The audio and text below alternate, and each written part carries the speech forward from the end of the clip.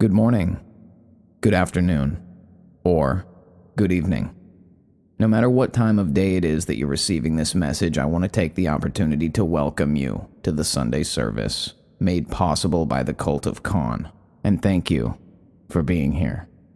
Father God, I'm so grateful that you've given me the opportunity to come into this place and to speak about you and about your word and about your teachings. God, I understand that I fall short of your expectations, and I know that I'm nowhere near the man that you have planned me to be. But God, I pray that you'll continue to work in my heart and in my mind and continue to help me to develop and grow so that I can be someone who does speak about you with eloquence and proficiency. And God, I just pray that you would continue to develop me in that way so that I can be a good witness about your kingdom and about your love and about your righteousness to the world. God, I know that I will always struggle with being imperfect, but every day you give me the opportunity to learn and to grow.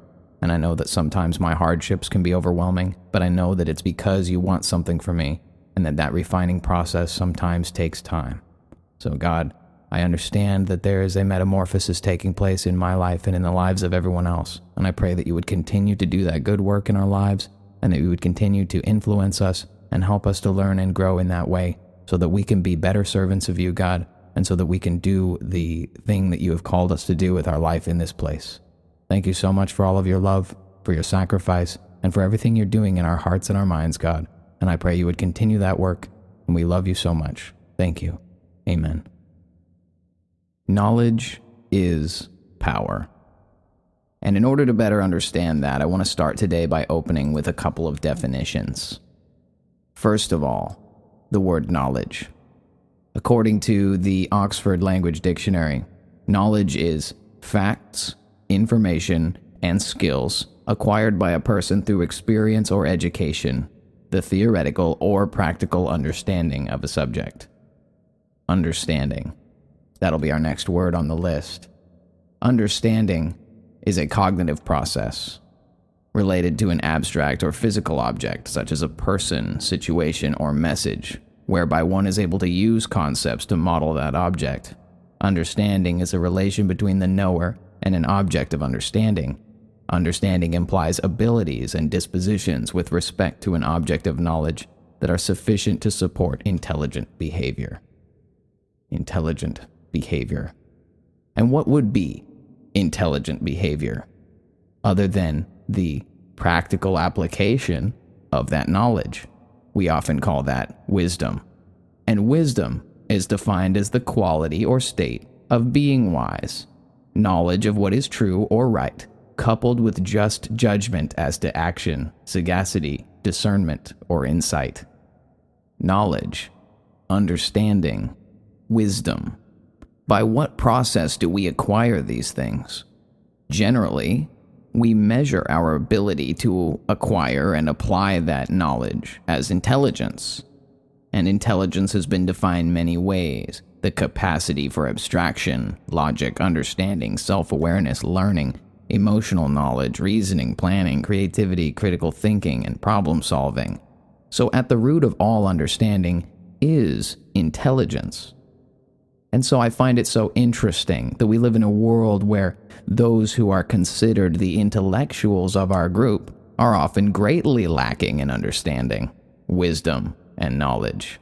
And ultimately, it's counterproductive to the advancement of human civilization to live in a world and culture where those who are lauded as the intellectual superiors of our civilization are often some of the most close-minded, ignorant, and foolish people in our civilization.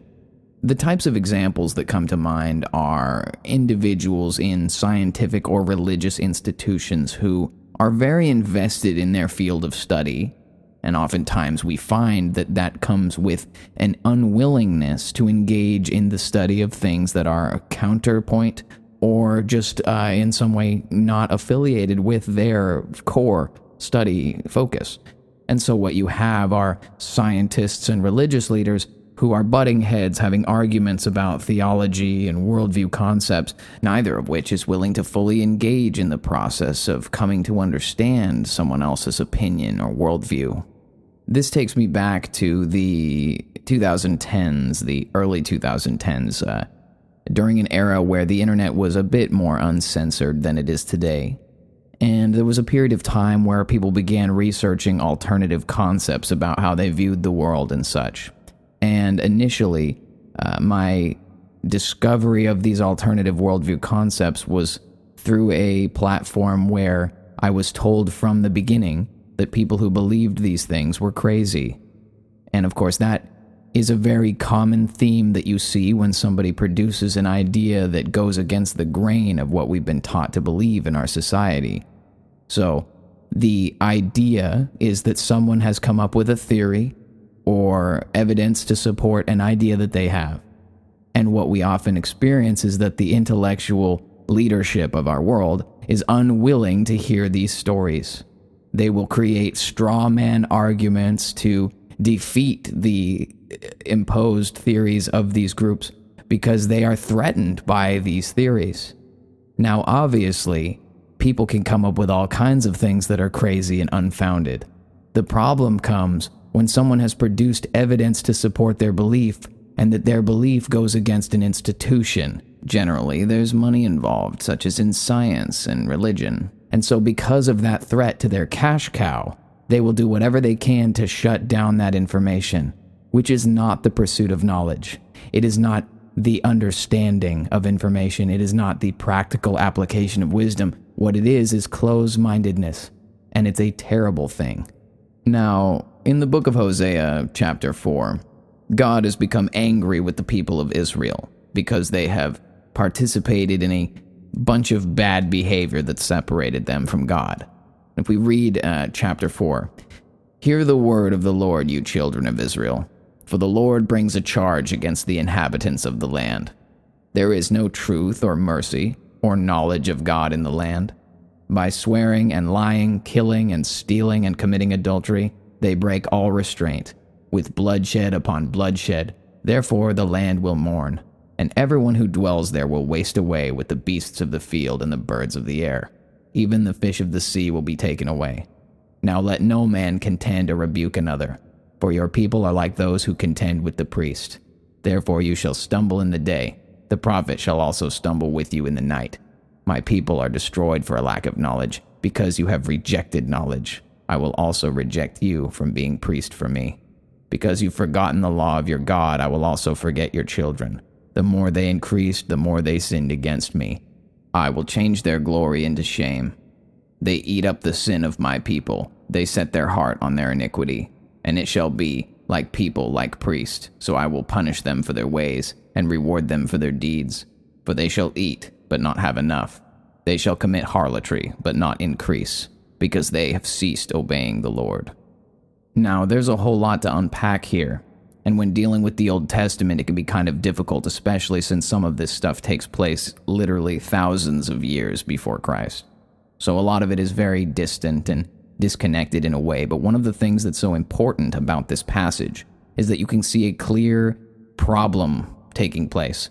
God is disappointed in his people, Israel is failing, and he's giving a list of reasons for why Israel is failing.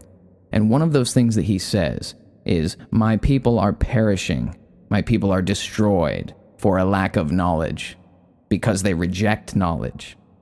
Now, he doesn't say my people are destroyed for a lack of knowledge because they're too dumb. He says because they reject knowledge. And this speaks to my point that I made earlier, where pseudo-intellectuals are given the opportunity to expand their mind and their understanding, and they choose not to. And it isn't because their goal in life is to expand their mind and to become a knowledgeable, useful contributor to the human civilization. These people are gatekeepers. And the gatekeepers exist in order to ensure that they have a life of comfort and security. They're not interested in taking risks and breaking down barriers and trailblazing onto new theories and ideas. In fact, most of these people, these intellectuals, are actually only serving the purpose of protecting institutions and ideas which are actually fundamentally bad for humanity. Now, that's a whole other can of worms. We'll have to talk about at great length another time. But the basic principle is that there are pieces of information that are available for study and understanding, and these pieces of information are being rejected on their surface by the people who claim to be those who are most invested in research and understanding.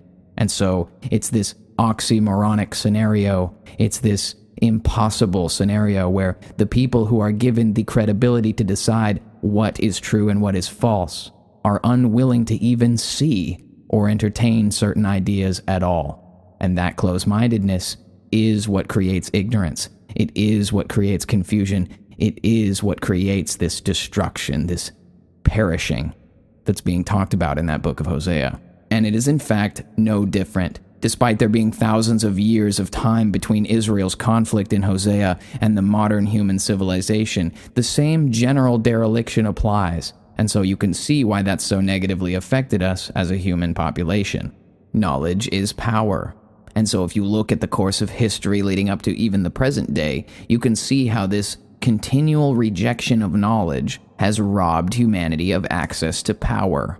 And that power is what's necessary to change our circumstances. All around the world right now and all throughout history, there's been struggle and famine and poverty, and humanity has struggled hard against these things, hoping to triumph and prosper and obtain victory or comfort, security. All of these things matter to people. Power is important. And so it's so remarkable to me that the people who are considered our leaders, our intellectual thought leaders, they find it totally acceptable to reject knowledge on its face without ever delving in to understand or to create a platform to understand. You know, they say that when you tear out a man's tongue, you're not proving him a liar. You're only telling the world that you fear what he might say. And we've seen examples of this firsthand in the modern era where even the established medical community destroyed their own credibility by propagating and gaslighting to the people of the world that standard surgical masks and even bandanas somehow would create a safe and effective barrier against tiny viral particles that are so small that they simply slip right through the filtration membrane. And so what we had was this non-scientific, non-factually motivated religious garb that became the new standard wear for the average person during that timeline. And so you can see how, because there were individuals in positions of authority who rejected the knowledge of understanding the viral particle size versus the mask's filtration capability, nonsense became the official policy of the World Economic Forum, the World Health Organization, and the CDC in the United States. And ultimately what that led to was a group of people significant enough in size that even to this day, you can encounter people in public wearing masks at the store. And the reason they do that is because they are far too humiliated to admit that they were wrong. And it isn't just that people were wrong about their scientific understanding of viruses and masks, etc., but that the people were so militant and hateful and angry and close-minded to anything that even began to threaten their contrived and ignorant, belligerent worldview. And it is by these exact same terms that the pseudo-intellectual scientific communities of the world have completely written off and rejected Christ and all knowledge pertaining to him therein. You see, most people haven't read the Bible. Most people don't know Jesus at all. And that makes it easy for these institutions because most of the time, the people they're preaching to about their version of reality have no understanding of the alternate. Knowledge is power. And the average person is so starved of knowledge that they're willing to take whatever they can get and most of the time what they're given is fraudulent. But because people are so starved for that knowledge and power, they see that as the opportunity to gain something that puts them above other people. They see that power as something that sets them aside or sets them above others. And so you'll see people who are very, very devoted to scientific concepts, dinosaurs, evolution, astronomy. It doesn't matter what it is. The leading field of the current world religion says that science is the correct worldview. And the fact of the matter is that if you don't believe that, if you don't toe the line, they will humiliate you, shame you, and silence you. None of that creates an environment that cultivates advancement of knowledge or intellect or wisdom or understanding. And despite the fact that critical thinking is one of the core components to define intelligence, it is discouraged by these communities because simply asking questions threatens their worldview. When I was growing up, I had a genuine interest in seeking knowledge. That's something that's never changed. But I remember being a kid and being raised with Christian values and coming to terms with the fact that the schools and the government and the world were going to teach messages that conflicted with Christianity. And for a lot of us, it's really easy to say, well, the government, the scientific institutions, the public school system, they're here and they're tangible and I'm in there and I'm thrust among these people, and so it becomes easier socially to believe that what the world is teaching you has more value than what the Bible is teaching. And the fact of the matter is that most people have only ever heard one side of the story when it comes to the creation of the world or the shape of the world or what Jesus was saying in his time on the earth or whether Jesus really is the Son of God. We have people who have decided for themselves that the scientific, godless worldview is correct, and yet they've never even begun to read the Bible or to come to understand who Jesus is or what salvation is even really about. Because I think that that's something that people really struggle with is they don't know anything. And I don't mean anything as in everybody's stupid. I'm saying people have not invested their time into coming to understand these things. How could this stuff be of any use to you if you have no idea what it is or what it says? For me, it's really frustrating because I've always been the one to play devil's advocate. I've always been the one to say, well, if this is what we believe, what happens if we're incorrect? What happens if we're wrong?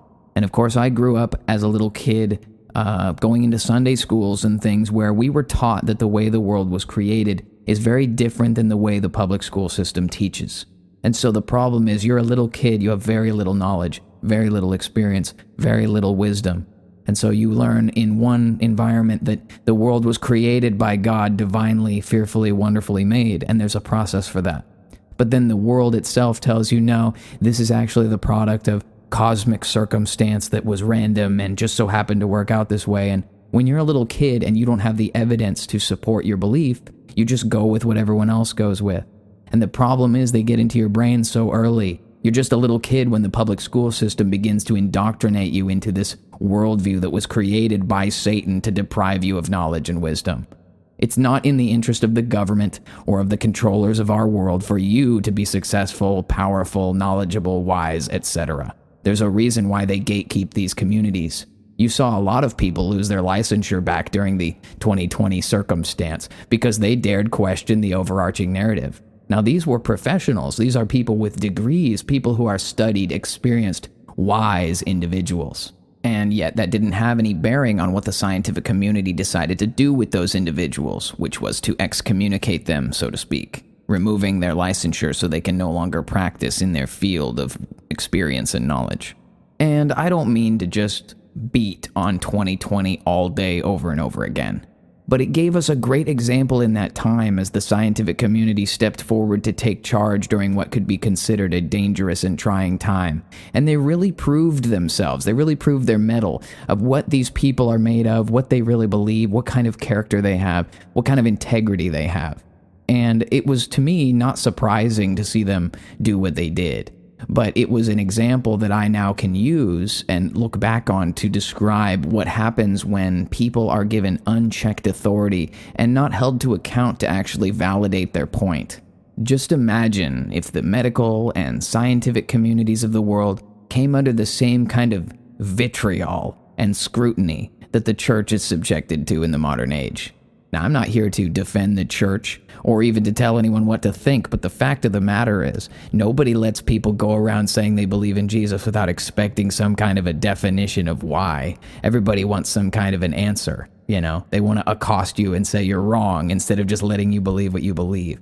And these are the same kinds of people who want to lecture you about events in history, saying that your religion is evil because of the Crusades, but the same person has never opened a history book. They have no idea what even inspired the Crusades. And so because of that, you have this self-fulfilling prophecy of ignorance begetting ignorance. And because these people reject knowledge, they are perishing. And what does that even mean, really, perishing? Now, obviously, if you think about it in the basic sense of the word, it means people are dying. And yes, people are dying because of a lack of knowledge every single day. And specifically about the example we were talking about earlier, people lacked the knowledge to know that the U.S. government, the CDC, and the pharmaceutical institutions of our land have a track record of harm and abuse and immunity from those consequences. And so I would look at those institutions and say, I don't trust them, because I have the knowledge of what they've done in the past. And when those institutions say, we have the cure, we have the solution, and you blindly trusted them, well, there's plenty of data, plenty of evidence to prove that that wasn't the right decision to make. And yet, if you dared threaten that worldview by saying, oh, this is not safe, this is not effective, well, that is where you find the vitriol. And of course, this same phenomenon occurs in any field of research or study. You have individuals who have decided already what they think the outcome will be, and instead of working to find the actual answer, they're only working to support their own conclusion. Now, I'm certainly not here to tell you how to live your life, but if you value yourself at all, then you should be trying to equip yourself with the most knowledge, the most wisdom, the most power. And so if that means that you have to go against the grain at times, you should be encouraged to do so. When I was growing up, I was a huge fan of sci-fi and space movies, Star Wars, etc. And so for me, it was always easy to delve into the textbook sections that talked about outer space, or to, watch the latest rocket launch video from NASA. All of those things really, they were of great interest to me. And so it was easy for me to consume those materials. But there was a point in the 20-teens that I discovered some different worldviews regarding Earth and space and all those things. And my initial reaction was to reject those people, to reject their wisdom, their knowledge, their evidences, because it threatened what I believed was true. They have a name for this. They call it cognitive dissonance, and it's a very fleshly, earthly, human problem. And what it is that you have decided for yourself how you believe the world really works, whatever your perception is. And so instead of being willing to adjust and to develop and to adapt in order to better yourself and to have a better position of knowledge, of power, of understanding, what people do is they close the door on those things. And that is where you find trouble. In fact, it was my research into astronomy and outer space and the International Space Station, the legacy of NASA, Kubrick and other filmmakers and such, when you realize how all of these people are connected, you start to see how there is an institution working to protect itself, working to profit or to influence people's minds. And when you're looking at something like a $600 billion government program, it helps when the people feel that the program is justified. And I never would have known that if I had just rejected all wisdom and all knowledge pertaining to NASA. It was my interest in space that brought me to understanding how fake the whole thing is. Now, I know that's a bold thing to say, but where in the Bible does it teach that we live on a ball flying through outer space? I encourage you to read through the whole thing and find the chapter and verse yourself. The reality is that the alternative does not exist in a vacuum. Whatever it is that you believe, there are people who believe the opposite, and there's a reason why they believe the opposite, and you owe it to yourself to know. And that goes both ways. If you're someone who believes in Jesus, if you're a Christian, if you believe in God, and you reject the scientific institutions, the medical advancements, the technological advancements, if you reject those things on the basis that your belief system or your religion says, nope, it's impossible, and you haven't gone to experience it yourself, you're robbing yourself of valuable knowledge, valuable wisdom, valuable power. And the same thing goes with the scientific communities of the world. They are all too quick to write off the gospel, to write off Jesus, and to write off all of these things because they don't understand the technical, metaphysical application of the things that Jesus is talking about. Luckily for myself, I've had this revelation to understand not only the spiritual principles that Christ was teaching, but how they practically apply in real life. And that's something I'm encouraged to continue talking about as we go forward with this Sunday service. But the point is that if you're not willing to look, you will be blind. Now, I want to take a moment to look into the scripture so that we can see what the Bible actually says about knowledge and wisdom and how that pertains to our life. We're going to be looking into the book of Proverbs. And Proverbs is kind of an interesting book because it's very, very old. Some of the book of Proverbs is attributed to Solomon, the son of David, the king of Israel. However, while Solomon is considered an author of many of the Proverbs, it's best to think of the book of Proverbs as the library of wisdom of the Israelites. And we don't know exactly when or where the book of Proverbs was compiled, but the initial compilation of Proverbs is traditionally thought to have taken place during the reign of King Solomon in Jerusalem, between 1015 and 975 BC. It's likely that many of the Proverbs came from oral traditions that existed before Solomon's time. We're talking about stuff that's nearly 3,000 years old at this point. Ancient wisdom. And it isn't at all out of the ordinary for people to be seeking after wisdom and knowledge and power. And so this book of Proverbs, right in the beginning, gives us a perfect example of what it takes to acquire knowledge. And this chapter, Proverbs 1, is referred to as the beginning of knowledge. Let's read. The Proverbs of Solomon, the son of David, king of Israel. To know wisdom and instruction, to perceive the words of understanding, to receive the instruction of wisdom, justice, judgment, and equity, to give prudence to the simple, to the young man knowledge and discretion. A wise man will hear and increase learning, and a man of understanding will attain wise counsel. To understand a proverb and an enigma, the words of the wise and their riddles. The fear of the Lord is the beginning of knowledge, but fools despise wisdom and instruction. Now, what this chapter is telling us is that the key to accessing that knowledge is fear of the Lord. And I think a lot of people misunderstand what that is. Now, obviously, fear, you would consider that God could do a lot to you if he wanted to, and I'm sure that if you understood how powerful he was, you would recognize that. But that's not what the fear of the Lord means in this case.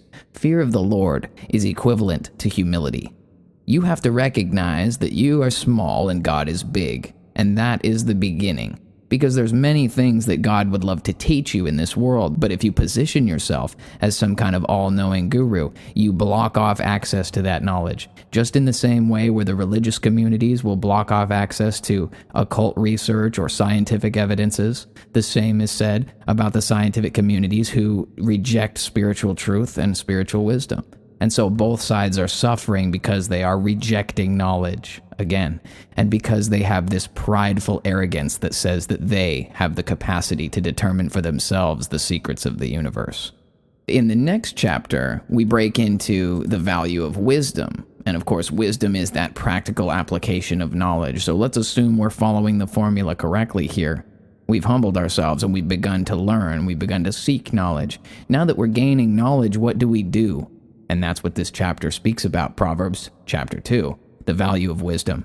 My son, if you receive my words and treasure my commands within you, so that you incline your ear to wisdom and apply your heart to understanding.